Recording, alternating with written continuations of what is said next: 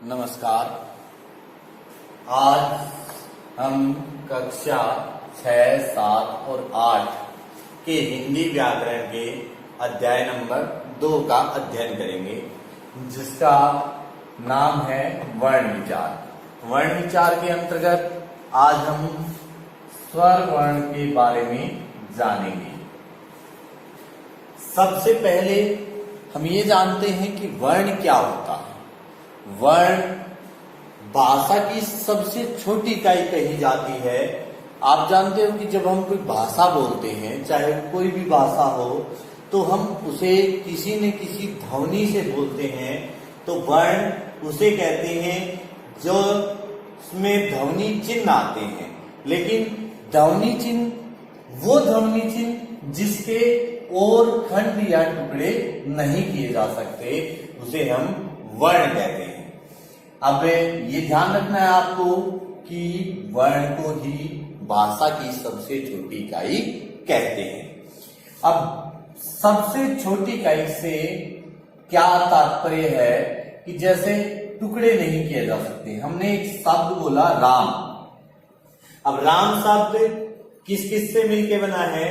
रे में हमने आ जोड़ा, मैं में ए जोड़ा, तब जाके राम बना। अब इसमें रे, आ, मैं और ए, ये चारों ऐसी ध्वनि है जिनके इससे ज्यादा और टुकड़े नहीं किए जा सकते, इसलिए भाषा की सबसे छोटी इकाई कहलाती है। अब कोई भी भाषा होती है उसमें अपने अलग वर्ण होते हैं। हमने पहले अध्याय में पढ़ा था लिपि। लिखने के ढंग को लिपि कहते हैं। अब उन ध्वनि चिन्हों का एक प्रकार होता है और उन प्रकारों को हम वर्ण कहते हैं।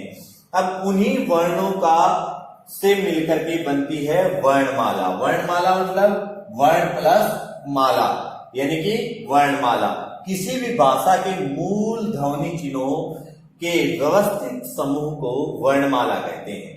अब मूल व्यवस्थित ध्वनि चिन्ह कौन से होते हैं कि जैसे हिंदी में जो वर्ण है उनको एक निश्चित रूप में दिया गया है कि पहले ए आएगा, फिर आ आएगा, जिस पहले क आएगा, फिर ख आएगा। ये जो एक क्रम बना है उसे हम वर्णमाला कहते हैं। हिंदी की वर्णमाला में मूल वर्ण 44 है। मूल वर्ण से मतलब क्या है कि जिन वर्णों को संस्कृत से ग्रहण किया गया है। और आज के दिन हमारे पास कुल वर्ण कितने हैं? 56 है। अब ये कुल वर्ण 56 कैसे हुए ये हम आगे जानेंगे। लेकिन मूल वर्ण 44 है, जिसमें 2 भाग हैं। वर्ण के भेद हैं स्वर और व्यंजन। देखो, सबसे पहले 11 हमारे पास स्वर है और 33 हमारे पास व्यंजन है। 11 और 33 मिलाकर के टोटल 44 होते हैं। तो हमें 11 स्वर और व्यंजन जानने हैं। सबसे पहले स्वर वर्ण। अब हिंदी में जिन ध्वनियों के उच्चारण में हवा बिना किसी रुकावट के मुख से बाहर आती है, यानी कि बिना कोई उसे बाधा पहुंचे वो अन्यास ही बाहर निकलती है, उसे हम कहते हैं स्वर। इन्हें स्वतंत्र ध्वनि कहा जाता है क्योंकि इनके बोलने के लिए किसी के सहारे की आवश्यकता नहीं होती। हिंदी भाषा में 11 स्वर होते हैं। 11 स्वर में है ए, आ, ई, उ, री, ए, ऐ, ओ, औ। अब स्वर के आगे कितने भेद होते हैं? अब हम जानते हैं स्वर के भेद। स्वर के 3 भेद होते हैं और तीनों को उच्चारण के आधार पर बांटा गया है, जिसमें पहला है ह्रस्व स्वर, दूसरा कहलाता है दीर्घ स्वर और तीसरा कहलाता है प्लुत स्वर। ह्रस्व स्वर उन्हें कहते हैं जिन वर्णों के उच्चारण में सबसे कम समय लगता है, उन्हें ह्रस्व स्वर वर्ण कहते हैं। ये संख्या में 4 होते हैं, ए, ई, उ और री। इनमें उच्चारण में सबसे कम समय लगता है, या हम कह सकते हैं इनका समय लगता है 1 मात्रा जितना। 1 मात्रा, आपको पता है कि हर स्वर की अपनी एक मात्रा होती है। जैसे हम आ को डंडे के रूप में दर्शाते हैं, ई की मात्रा इस प्रकार बनाते हैं।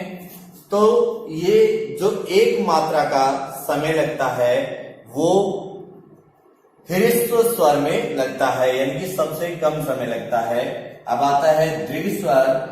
जिन वर्णों के उच्चारण में ह्रस्व स्वर वर्णों से यानी कि इनसे 2 गुना समय लगता है उन्हें दीर्घ स्वर वर्ण कहते हैं।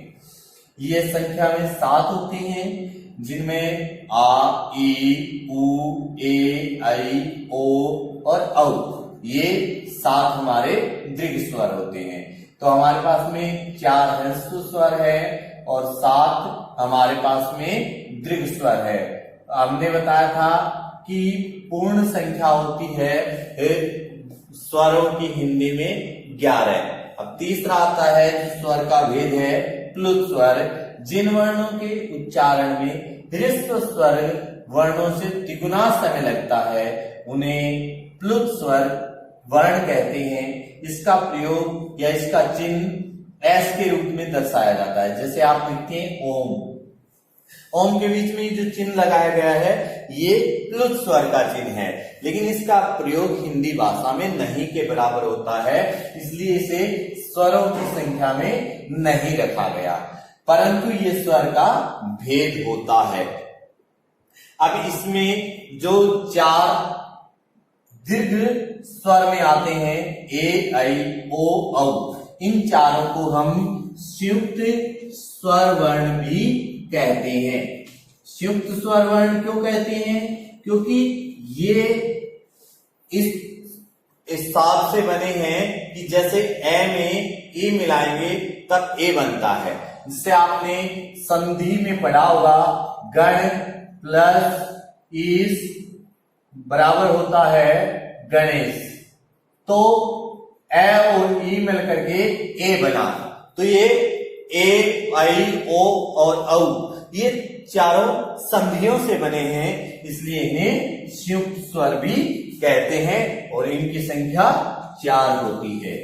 तो आपको ध्यान रखना है संयुक्त स्वर सिर्फ 4 होते हैं और दीर्घ स्वर कितने होते हैं? 7 होते हैं। हमारे पास में ह्रस्व स्वर 4 है, दीर्घ स्वर है वो 7 हैं।